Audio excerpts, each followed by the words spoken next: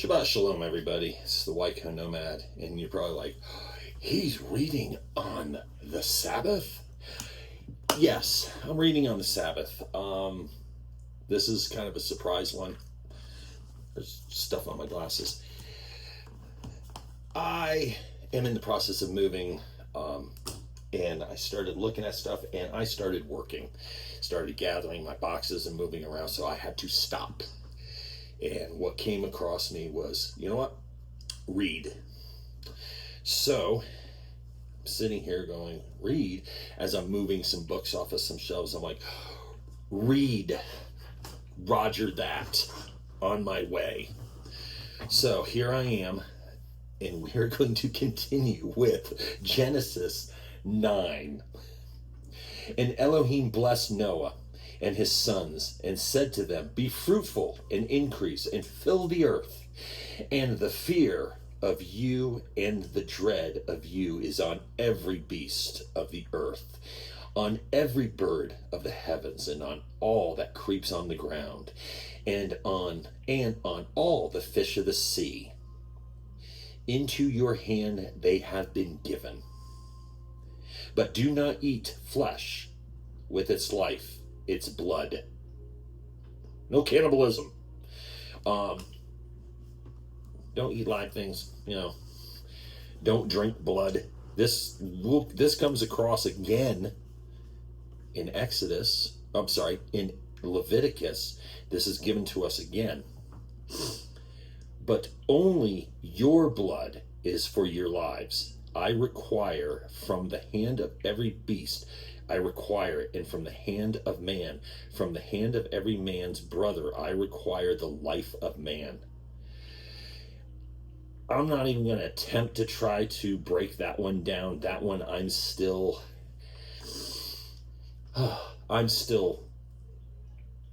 looking at it is on the very elementary level of that. I am viewing that as Yah requires our blood. He requires our devotion, our love, our obedience. Obedience isn't subservience. We obey our parents when they say, hey, clean your room, do this, do that. We obey. When Yah says, hey, I want you to do this, we're to obey. We're to listen. So, but let's go back to 9:4. But do not eat flesh with its life, its blood. But only your blood for your lives I require. From the hand of every beast I require it. And from the hand of man, from the hand of every man's brother, I require the life of man. Whomever sheds man's blood, by man's blood is shed. For the image of Elohim has he made man. There's a capital H there. As for you, be fruitful and increase. Bring forth teemingly in the earth and increase on it. And Elohim spoke to Noah and to his sons with him, saying, and I establish my covenant with you and with your seed after you, and with every living being that is with you, of the birds, of the cattle, and of every beast of the earth with you, of all that go out of the ark, every beast of the earth. I shall establish my covenant. Excuse me. Oh, pardon me. Thank you. Because I know some of you out there said, God bless me. So thank you. And may he bless you. Allergy season. Please bear with me. And I lost my place. 8:9. And I establish my covenant with you and with your seed after you, and with every living being that is with you, of the birds, of the cattle, and of every beast on the earth with you, of all that go out of the ark, every beast of the earth, and I shall establish my covenant with you. And never again is all flesh cut off by waters of the flood. and never again is there a flood to destroy the earth. And Elohim said, and this is the sign of the covenant which I make between me and you, and every living being that is with you for all generations to come. All generations. This covenant is everlasting. It will never change. There's a key there. Generations. Oh, that's all been done away with, brother. It says right here it's not. It says it's here for all your generations. I shall set my rainbow in the cloud, and it shall be for a sign of the covenant between me and the earth. 9:13, and I shall set my rainbow in the cloud, and it shall be for a sign of the covenant between me and the earth. We're going to stop right there. I'm going to try to stay away from my normal stuff. And it shall be when I bring a cloud over the earth that the rainbow shall be seen in the cloud, and I shall remember my covenant, which is between me and you and every living being of all flesh, and never again let the waters become a flood to destroy all flesh. And the rainbow shall be in the cloud, and I shall see it to remember the everlasting covenant between Elohim and every living being of all flesh that is on the earth. And Elohim said to Noah, this is the sign of the covenant which I have established between me and all flesh that is on the earth. And the sons of Noah who went out of the ark were Shem, Ham, and Japheth. And Ham was the father of Canaan. These three were the sons of Noah, and all the earth was overspread from them. And Noah, a man of the soil, began and planted a vineyard. What did he plant? Planted a vineyard. And he drank of the wine and was drunk. Drinking wine, drinking of hard spirits, that is permissible. We'll find that out later in Leviticus.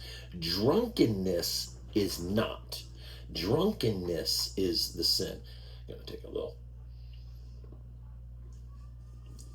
little wake-up juice.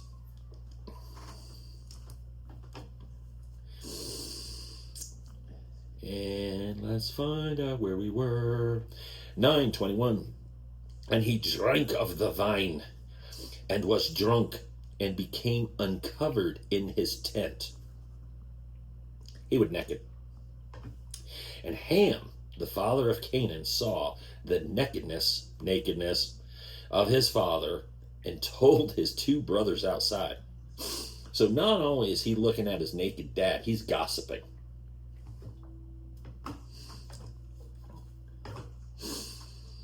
Now, we'll go back to that. Let's get in.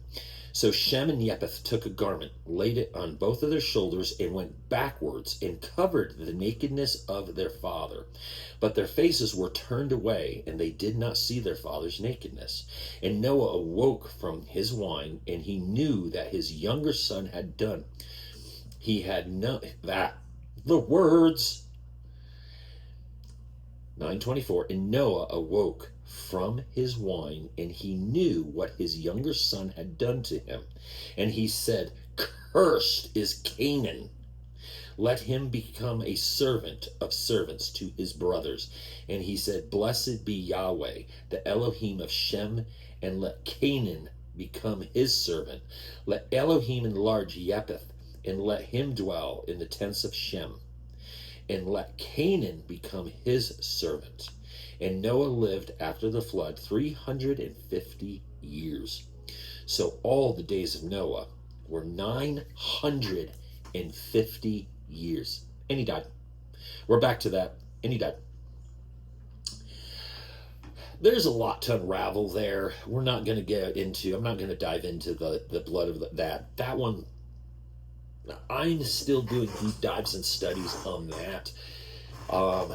There's some things that I'll read and it's like, wow, oh, and I start understanding a more deeper meaning.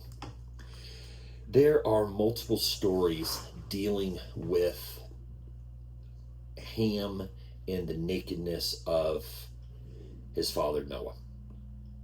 Number one, uncovering your, do not look upon someone's nakedness. That not only is that like, don't look at them naked, and that does not mean don't look at your wife. You're supposed to team, hashtag go team. She's allowed to look at you. I know there's some out there like, you must cover, do not look, everything's in the dark. Cool, I'm not, judge not. We're not gonna play that game.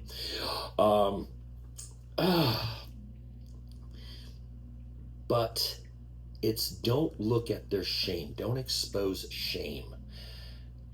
Nakedness. Now, there are non-canonicals and other oral traditions that speak that Ham was angry with his father and he castrated him, because after those, no more kids. No more kids. The genealogy ends with those 3 sons. He's not being fruitful and multiplying. Maybe. There's other tales, stories, the oral traditions that says that Ham did things to his father, and that's how he knew. He lewd acts. It's not in, those are not in these pages. So we're really not going to go down that, but that's where there's some stories related to that. Now, Ham was not supposed to get the promised land, but he sends him to the promised land. He sends him to Canaan. It's also Ham's child's name. That was supposed to go to Shem. And we'll get into that much later on. Let's see if there's anything else I wanted to touch upon. I think that is all I wanted to touch upon with that. And with that, let's go to, you know what, let's finish off with the genealogy. The begots. Yeah, the begots. Not Numbers begots, but some of the Genesis begots. And this is the genealogy of the sons of Noah. Shem, Ham, and Japheth. And sons were born to them after the flood. The sons of Japheth, Gomer, and Magog, and Madai, and Yawan, and Tubal, and Meshach, and Tiras. I'm slaughtering these names, I know it. Sorry. I'm working on it. The sons of Japheth, whoops, we cover that. And the sons of Gomer, Ashkenaz, and Riphath, and Tagarma. Sorry, I just had a Star Trek moment. Sorry, guys, I do, but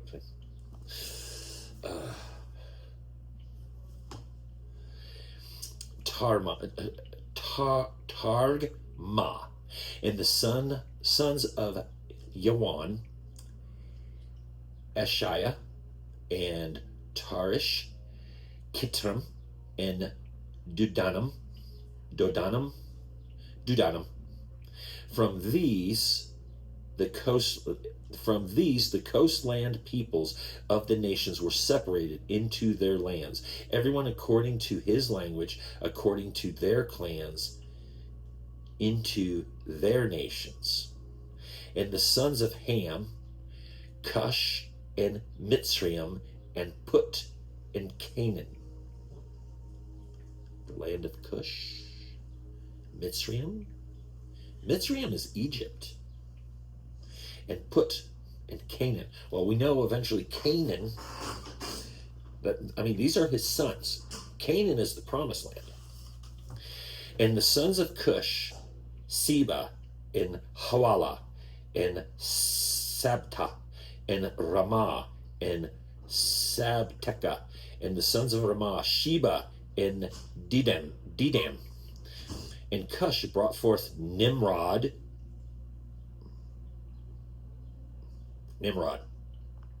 Oh boy. And Cush brought forth Nimrod.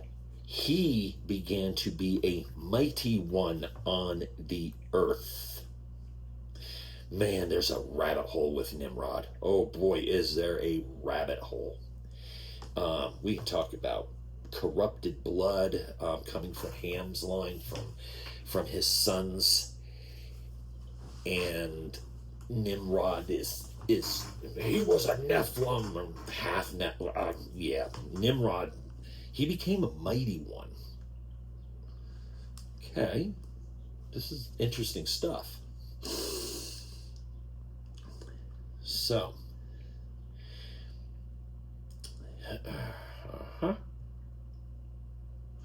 and Cush brought forth Nimrod. He began to be a mighty one on the earth.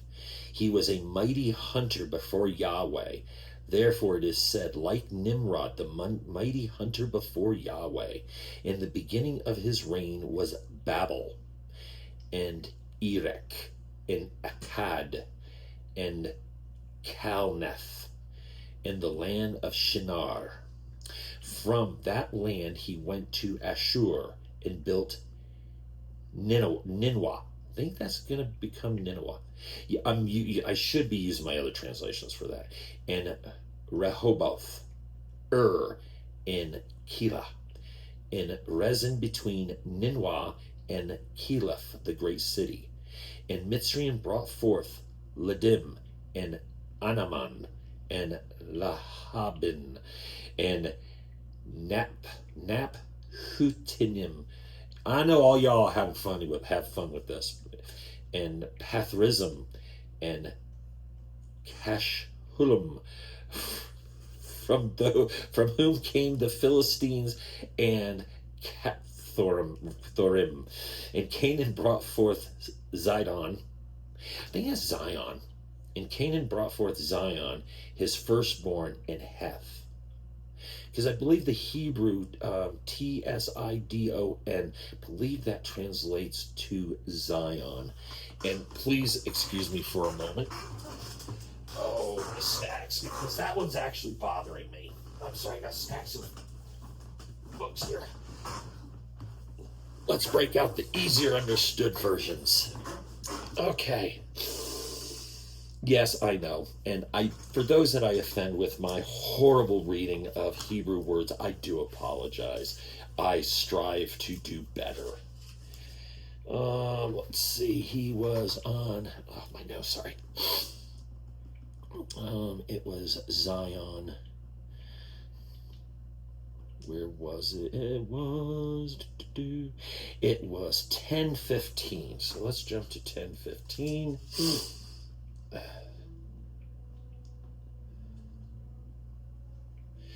In 10:15, Canaan fathers Sidon, his firstborn, and it's Sidon, Sidon, Sidon, not Zion, Sidon. Okay, I stand corrected. Brought forth Sidon, and we are at 10:16 after a brief squirrel moment. And the Jezebite, and the Amorite, and the Gershite, and the Hivite, and the Acherite, and the Sinite, and the Aradite, and the Simarite, and the Hamorite, and after the clans of the Canaanites. And afterwards, the clans of the Canaanites were spread abroad. Now it's a little bit easier reading. Oh boy. And the border of the Canaanites was from Sidon as you go toward Gur, as far as Azeph, and as you go toward Sodom and as you go towards Sodom and Gomorrah, Amorah. Sodom and Amorah, and Admah. Good Lord. Hooked on phonics may help me. And Ziboim, as far as Lasha. These are the sons of Ham, according to their clans, according to their languages, in their lands, in their nations. Now, quick little pause, give me a break from massacring these words. According to their languages. So this is the splitting of languages. So Shem, Ham, all of these births, all of these new tribes coming from the original, they have their own language. That eventually becomes a problem. Not really, because they can all understand each other, but they have their own languages.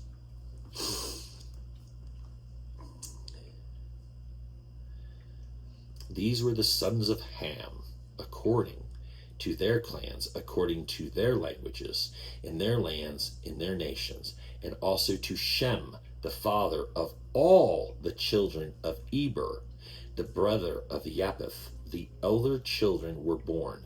The sons of Shem, Elam, Ashur, and Arpachshad, and Lud, and Aram. The sons of Amrah, Uz, and Hul, and Gither, and Mash. And Arpachshad brought forth Shelah, and Shelah brought forth Eber, and to Eber were born two sons.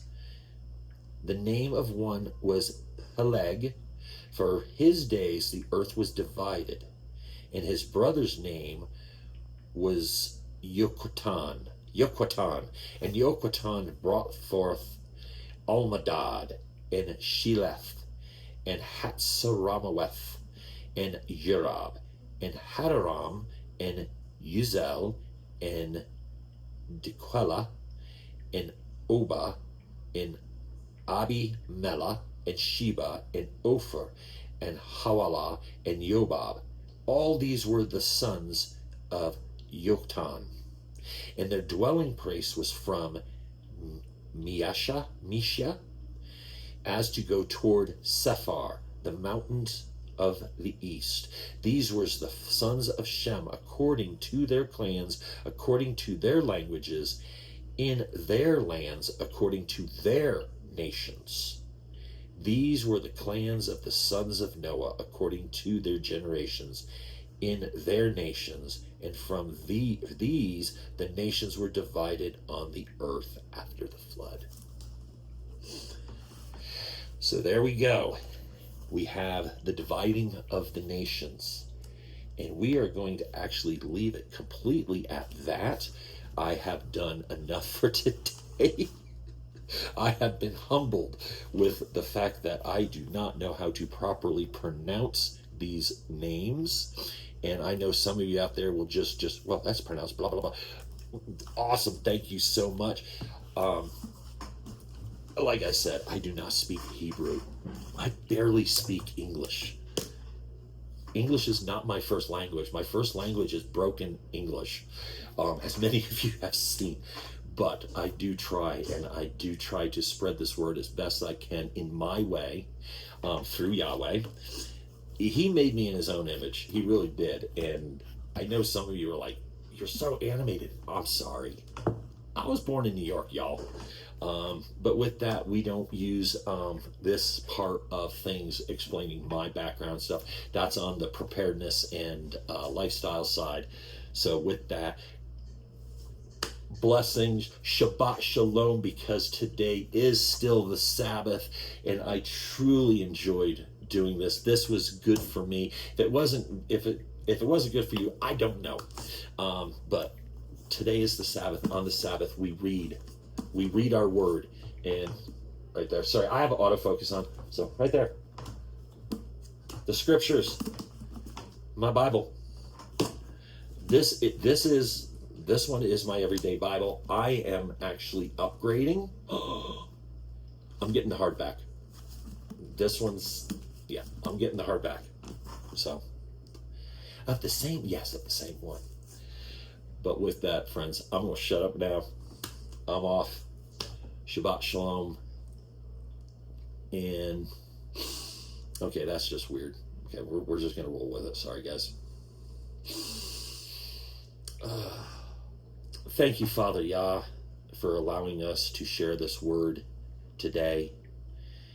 Thank you for looking after us. Thank you for blessing us. All the small blessings that you give us day in and day out, even though we are not worthy. You still look upon us and smile, and we are eternally grateful for that, Dad. We are ever thankful. If anyone is listening to this and is struggling, I ask that you send out the Ruach HaKodesh to show them, to give them peace, to give them shalom.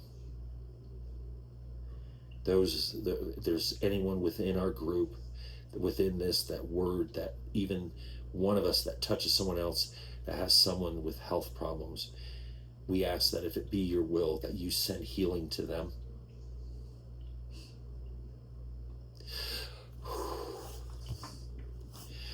We ask that you look after those that are suffering greatly from mental illness.